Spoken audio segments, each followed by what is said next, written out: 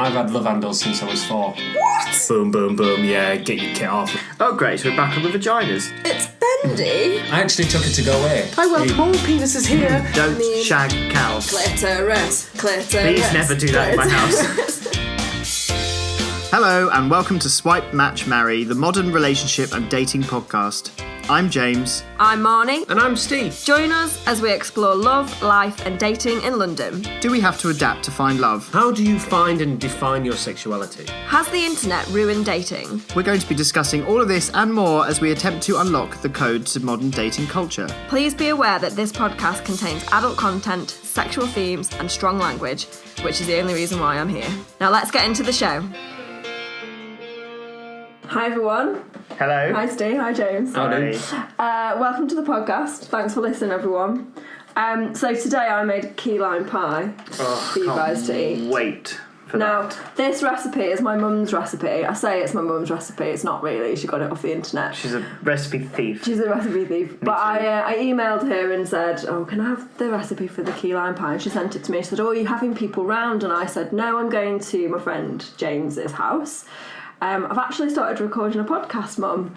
And I said, I explained what the concept was, and I was like, I can't really tell you too much about it. I don't know if you'll be allowed to listen to it because it's a bit racy sometimes. And my mum is amazing, God bless her, and she replied and said, don't worry, I won't pry. It all sounds very 21st century. And actually I thought, you know what, it is really 21st century because this is quite a modern phenomenon, isn't it, really? Like, Definitely. Even in the late 90s, people weren't having to worry about texting people or online dating or any of the stuff that we want to talk about or that we have been talking about. And it made me think, yeah, it's kind of a modern thing that people of our age are having to deal with, like online dating, dealing with whether to be friends with someone or whether not to be friends with someone, all the added complications of modern day life that just kind of didn't exist. And my mum and dad, when my mum and dad met, they met at disco. I know. There's no there's not much face-to-face meeting random people in public these days. It's all online, texting, apps. Yeah. I thought it was so sweet that she said it's very 21st century. Very 21st century. And she also did sound very exciting. And I was like, it is exciting, actually. Yeah, absolutely. Especially if there's key lime pie involved. Oh, and Sauvignon Blanc. And Sauvignon Blanc. Yes, to we wine. have taken the We're not step cheersing. of drinking during this, which I am. Well, I mean, it's just a glass for now. It's not, heavy drinking. No, it can't be heavy drinking. Who No, knows it what can't. one will say? Yeah, and we're going to eat afterwards. I've made pasta today. I've never made pasta before, so... Can I just point out that I've bought cheese and crackers from Tesco's? Yes. So I've really put It's a bit like Come Dine With Me. Come Dine With Me podcast. Come Dine With So Me we podcast. basically have the starter, which I had some bread and... That you made? Homemade bread. Focaccia. Focaccia. What is this focaccia? I don't know. And then now we do the podcast with wine, and then we have the main and the dessert. So what are we discussing today? I think we mentioned doing the Friendzone, which has come up for all of us, I'm sure. Yeah, we've all been put in the friend zone, probably, and we've all put someone in the friend zone. Oh, just a little interlude. What's your stripper name? Now, your stripper name is the colour of your underwear and the first thing you ate today. So mine was teal pancakes. Mine's black porridge. Excellent. I'm generally just... Oh, the purple. I had a shower before I came, so I had black boxes on today. Right. But I've got purple on now, so I can have purple. You can have purple, yeah. Trust you to complicate it. Well, no, but it's like when you've got to shower midday, you have to change. So purple Weetabix Purple Weetabix. with sugar. Okay, purple Weetabix with sugar. I think it's just Weetabix. It's fine. Sugary purple. Someone said today, Sugarbix. when I put this on Twitter, that their name was Black Eggs. That is so gross. It's weird, isn't it? Anyway, we digress. I think I have probably and almost definitely been friend-zoned, but probably for the better. Because I think that sometimes, especially in a gay friendship, it always comes. Well, not always comes up, but it's always on the back burner. You always sort of think, oh, do I fancy this guy or do they fancy me? Or and then you just go, oh no, we're friends. And there's been people I've liked and they've been quite clear. In fact, a really good friend of mine was like, no, we would never work, but we should just be friends. When you meet them socially and on apps and you go on dates and then you realise it doesn't really work, I've never really lingered too much to go, let's just be friends. I almost find that when they do that, it's a bit of an excuse. No, this is really interesting. It's an absolute cop-out, and I pulled someone up on it. What, let's be friends? Let's be friends. It fucking pisses me off. Well, you've got friends. Like, I've got friends. Also, I didn't join an online dating website to make friends, did I? Do you know what I mean? Like, I had this twice last year. Met someone, liked them, had a good time, had a few dates, reached a point where you would probably have to, make a decision. I think there's some statistic out there that says that a decision is usually made within about 6 to 8 dates, and that's been the sticking point with me on both of these incidences. You get this obligatory text message that says, you know what, I think you're awesome and I don't want to mess you around, but I really want to be friends with you. And the second time it happened to me with a guy, I was genuinely really upset. I mean, I was working with James at the time. You know how upset I was. I was upset. Dark times. And also, never ask your female friend if she's all right. If she doesn't look all right, just give her a hug. Yeah. Actually, no, don't give her a hug. Just walk away. Hit her and walk away violently. I know, but I had this guy like, I really like you and I really want to stay friends with you. And I said to him, that's a cop-out. That's a cop-out thing to say. I love that you pulled him up on it. I think that's brilliant. Met on a dating website, clearly a dating website that we both paid for. It's quite a serious one. Clearly, I don't want to. I've got loads of bloody friends, mate. I don't need any more friends. I haven't got time to see him. I've barely got time to see you. So don't give me that shit. This is a touchy subject for me. No, it's good. And it's just really annoying. And then he really pushed it and was very. I honestly think that I've got a lot going on in my life. He had a child, so that I understood that was a big thing for him. And so I thought, you know what, I can be a grown-up about this, and I haven't got that many male friends, so maybe I can be friends with this guy. And I sort of tried for a bit, and then it resulted in him wanting to go to Bikram yoga with me, and I was like, that's just weird. Bikram yoga? Thanks. No, thank you. Yeah, I mean, don't get me wrong, I'm a yoga lady, but it annoyed me that we'd gone from boffing each other to... I'm sorry, boffing? I didn't want to say a cruder word. I've never heard boffing, but you can say any sort of word and it will sound like sex. Sure, that's true. In that context it does work, doesn't it? So I was always annoyed by the let's be friends thing.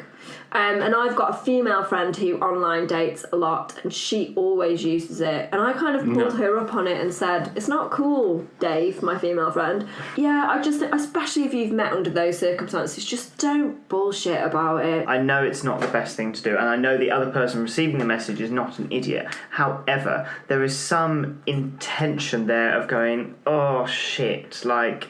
Well, then just type that. Just go, oh shit. Well, true, but it takes a bit of guts. I have to be honest with myself, and I have to be honest with you, and I just think that person might be thinking of the other person. Do a voice memo now. They're all the rage. They freak me out. Rather than a text, so it's just text. Do a little voice memo like, babe, look. Oh shit! I can't do that. Sorry. I can't do the voice memo. I've had people that I've been in a WhatsApp conversation with, and then they'll be like, "Hello, I'm walking," and I'm like, "You do voice memo." I've done it a few times. Well, yeah, but more like because I think I'm hilarious. You've got a snazzy iPhone watch. iPhone watch. An iPhone. It's the wine. The wine has really helped with my speech. Yeah, I know. We can't drink anymore. You've been friend-zoned, Marny. I've been friend-zoned. Have you been friend-zoned? Yes, I genuinely, if I'm on dates with people, I will start the feelings that turn into, what could be, love, or, you start feeling emotions for certain people. And because I feel that quite easily, when someone says, oh, I'm sorry, it's not going to work, I genuinely just go, oh, fuck, right. And it feels like a heartache. It genuinely, like, my stomach starts churning and everything. And that's why I can't bear dating. And the worst bit was... Can't bear... It's a roller coaster. The worst bit was, there was one person, and she was like, look, I'm sorry, but the other guy that I'm seeing at the moment, I'm just going to go... I was like, whoa, hold on a minute. The other guy. But this is a really interesting thing when you do enter yourself into this world of online dating. It's not just one person. Oh no, it is multiple. Oh. And I've got I've got friends that have done it. They've got 3 dates lined up in a week, and I'm like, but how can you even begin to give the first person a chance if you know that guy number 2 and guy number 3 are coming along on Friday and Sunday? And this is a problem that you face, is that when you put yourself into that world, you are very aware that everyone else's agenda is just that. They are dating multiple people multiple times. They are potentially gone to the toilet on your day and texting the next one. You just don't know. I don't like that. It's a horrible thing. That's why I stopped doing it, because I found it made me very anxious and it made me very stressed. And I'm not normally that kind of person. I'm quite sort of calm and collected, and I wasn't enjoying the person that I was becoming as a result of online dating. It really affected me. It works the other way as well. I had broken up with a previous partner in a long-term relationship, and I started seeing someone very quickly, very unexpected. It wasn't thought out. It just sort of happened. And we'd been on like a couple of like coffee dates, like not like Costa. They weren't. No, not Costa. Just various coffee establishments that are not Costa.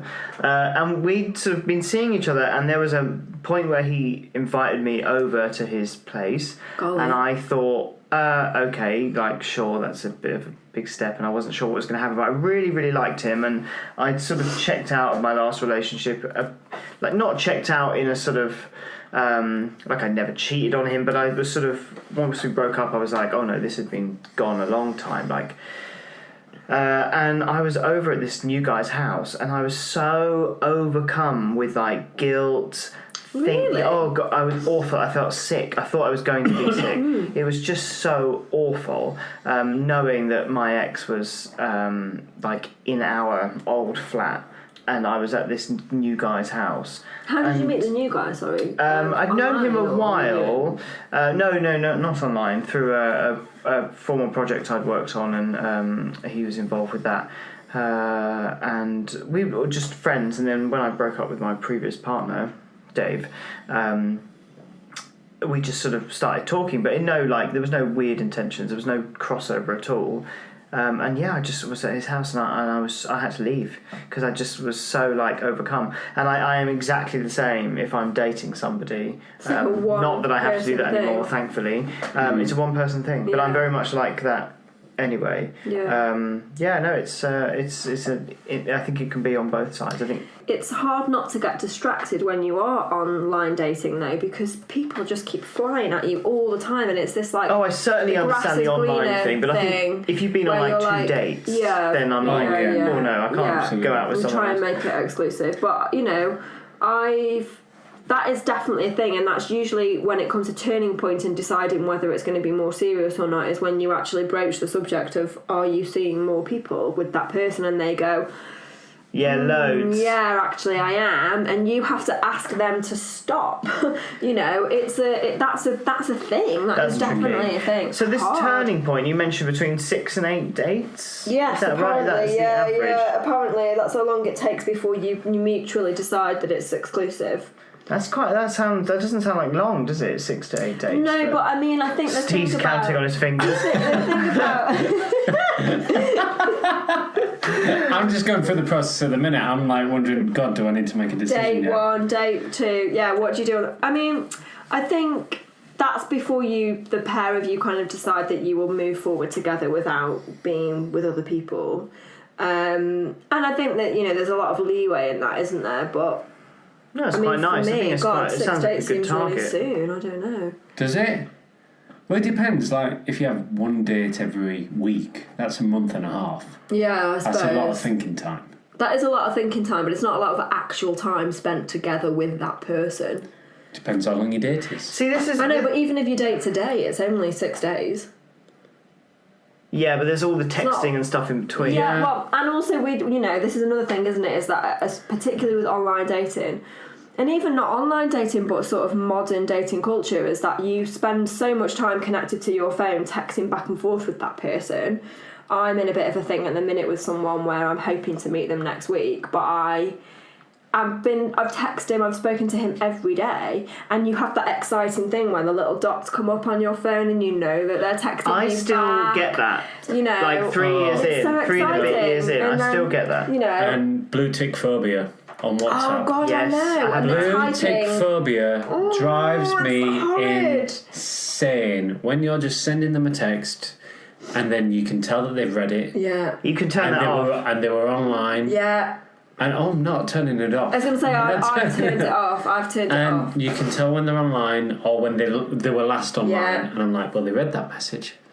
They were online an hour ago when I sent them that message. I'm so you. And it affects everyone. I'm so glad that you've both said that, actually, because sometimes I think maybe it's a female No, thing. it's where not. You're like, No, it's a gay thing, straight thing, and a straight female thing. It's a universal thing, isn't it? Absolutely. I've switched it off on WhatsApp, I have to say, and it's very helpful. I get annoyed for me. with friends if they've read a message. I'm like, oi, I asked you a question. But it's funny, isn't it? Because I'm high maintenance, though. especially if you've been messaging back and forth, and then all of a sudden it goes cold, and that could be because that person's on the tube, or because they're meeting their mates for drinks, or because they've gone to sleep, or because they just don't want to speak to you. Yeah. But you get this like horrible pang of massive paranoia, especially if you've said something maybe a bit risky or a bit kind of. Oh. What have you been saying? No, but if you sort of said something that you thought, I'm just going to push the boundary. I'm just going to push the boundary a little bit with this one, and then nothing.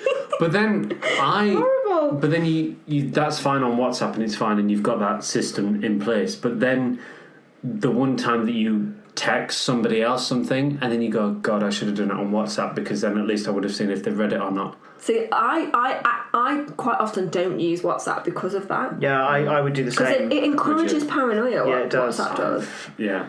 But turning it off is a great idea. Taking a bit of control, going, well, they'll message me. I'm not going to worry about it. They'll message you when they message I me. used to be an absolute awful dater, worried all the time, wanted to know when they'd read a message, all that kind of stuff. And then there was a point just before I met my fiance where I was actually like, you know what, I think I'm alright, like I'm okay, like whatever. I was a bit more chilled going into the process. So thankfully I didn't scare him off. He's still here now, so that's good. Yeah. I mean, I'm still high maintenance, don't get me wrong.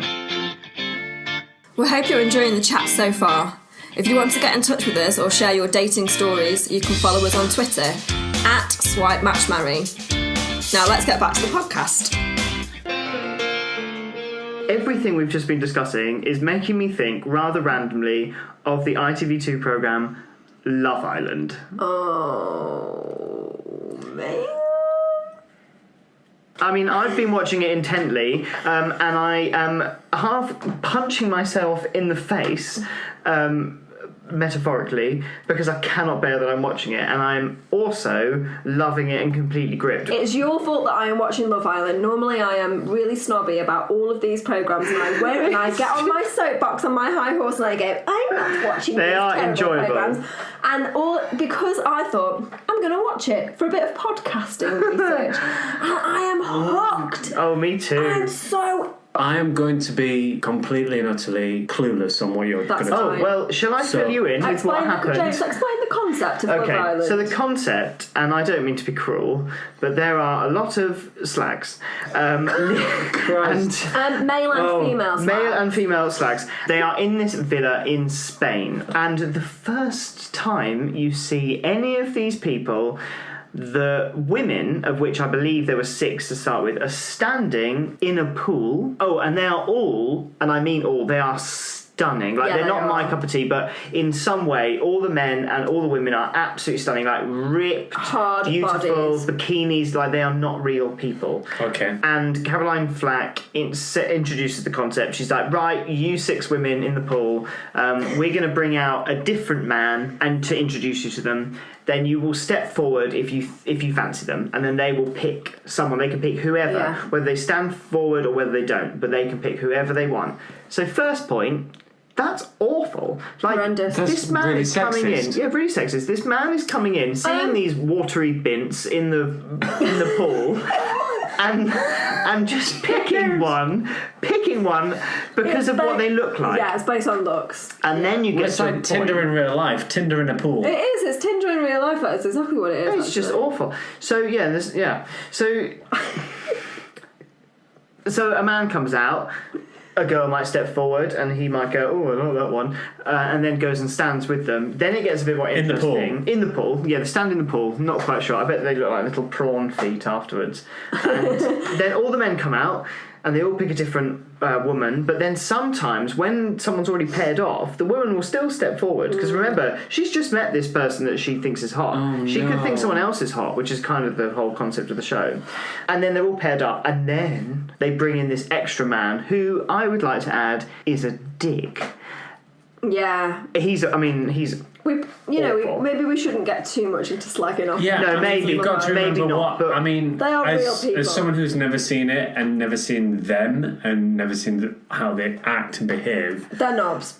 being devil's avocado. Yes. You've got to see that what ITV are putting on screen compared to what's actually happening in real life. Oh my god, of course, couldn't agree more. I mean, it's no, but this is my how. problem with Love Island, is that there's a lot of young people that will watch Love Island that think that this is dating, and the worst thing is, for me, is that this couple that they're in, because of the Love Island rules, so this woman stepped forward because she thinks this guy's fit. Yeah. So then they're coupled together. Yeah. And that doesn't just mean coupled together for the show. They have to share a bed together from night one. Yep. Oh, but hang on a minute. It's not just sharing a bed. They are in this giant, huge communal bedroom that is full of double beds. So when you're in a couple, you have to share your double bed with your coupled up person in a room full of all the other people sharing double beds. It's not. There's no privacy. They've got an open shower.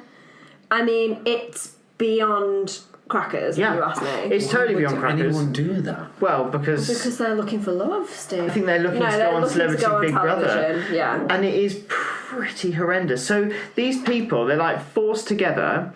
They're in a couple. They're sleeping in the same bed. And they're like on a program called Love Island, so of course stuff is going to happen. So within 2 days, like there was a couple that were together, they'd been doing stuff in the bed, they'd split With everyone else in the room? Oh yeah. And the cameras. Oh, and the cameras. It all. Oh, infrared. God. At the end of week Infrared. one. Infrared. Not even joking. Well, infrared. At the end of week one, a lot of people had slept together already. On camera, people had gone to not one other couple but another person.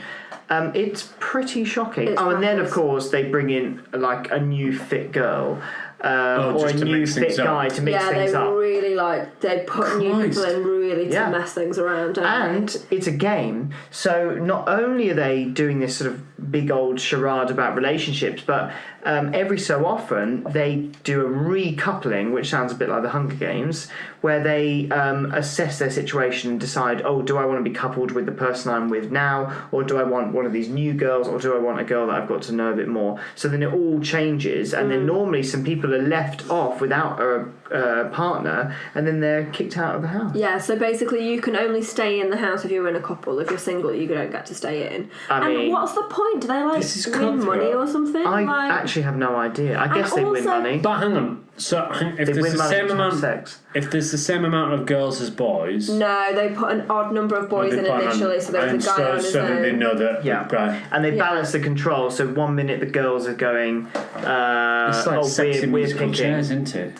It's a bit like sexy musical chairs. That's exactly what it is, but sexy musical beds, basically. Sexy musical beds. Yeah. And also the attitude they have to sex. Like, one person had sex with his couple, and they were quite respectable. They waited about 5 days. And 5 days? Yeah, 5 days.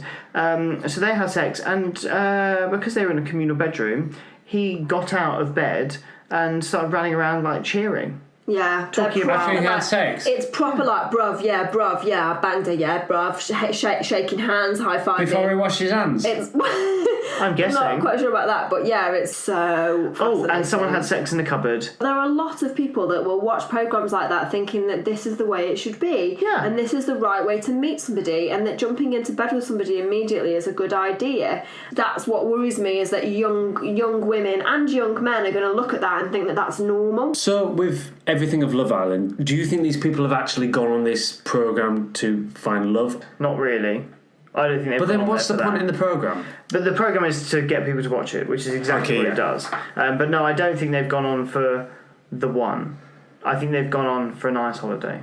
They've gone on for a nice holiday, and they've gone to get famous. Yeah, they've gone to be on television because if I I don't know that I necessarily believe in the one, but if I did, I don't think I'd be finding him on a bloody TV programme where I'm scantily clad and raping around in a double bed all the Exactly, time. and I think it's telling society to go and just fuck about rather than actually to go out and, find the one. I mean, I'd love to find the one. Do you believe in right the now. one? Yes. You do? I believe there's more than one. So then you don't believe in the one, because the one suggests... Yeah, the concept of the one is that there is one person in the entire planet that is the one for you. Oh. And in that, well... You've got it all wrong. I've got this wrong. Exactly. But, to me, that makes as much sense as someone saying there's no other living life forms in the universe. Yeah. Because I'm like, well, there's loads of people. Yeah, I generally believe... Yeah, there's loads of planets. I generally believe there's... What, an obscure reference? You're laughing at me now because I've got this wrong. I'm laughing at James because he's gone into some kind of weird celestial thing. No, it's a comparison. It's like you've opened up a massive kind of worms about whether there's alien life forms and... Well, I mean, that's a whole other episode. Steve has got the concept of the one all wrong. What did you think it was? The one show? Monogamy, I think. Monogamy? No. Not really. No, I wasn't. No, I thought I genuinely don't know what I was thinking. The one is that one person that you believe is your soulmate, that you believe was made for you, that you're supposed to find, and once you've found that person, you don't need anyone else because you've got that one person. It's not about you're the one right now, you'll do right now for the next 2 years, and then, maybe you're the one now, you Mr. over here. Yeah. See, I mean, I certainly don't believe in the one at all. I just think that's a crazy concept. For me, personally, it makes no sense. I think there's more than one person out there that people can have very, very happy lives with. I know for me that, this is where I not become a psycho, and I'm not going to put myself out. Oh, I can't wait for this. But... when you go on dates and you're just seeing how it goes and stuff like that, I can go quite fast too quickly. And I know I do that, and I'm being very good at not being like that now. But when I broke up from I had one massive relationship, and when I broke up from that, I wanted to feel that feeling again very, very quickly. So I rushed into things and everything. Sure. And it's, especially with the one, I don't think that exists. Me neither. I do think there are other people out there for you. What do you think, James? I don't know, because in many respects I think I found the one. I definitely found someone that can put up with me currently, which is quite an achievement. I definitely can't see myself with anybody else on this scale. In that respect, I do believe in the one. I certainly can't imagine being with someone in a long-term way like this. Yeah. And I can't imagine meeting anybody that would fit me as well as he But does. is then the one almost like a level of a relationship?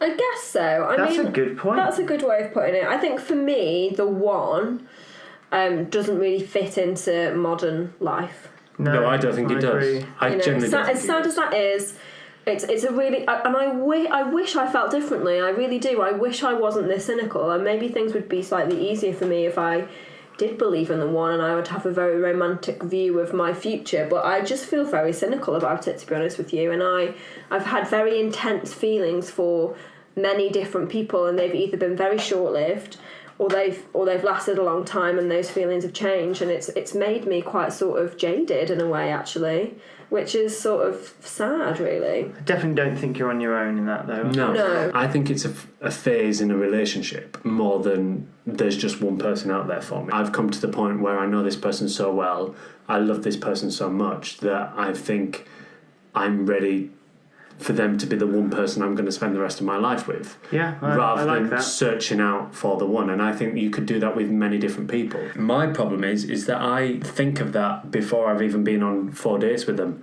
I generally go, could this be the one? And then if I don't think that, then I'll cut it off. I Instead put of giving it a far too much pressure on myself to then find that. And that's what my mistake is. Well, gosh, that all got a bit heavy, didn't it? It did get a bit heavy. Should we open Yeah. another bottle of wine? Yes, please. And I'm going to get the pasta on. I am starving. Yeah, sorry. I'll get to it. Thanks for listening Thank again. you.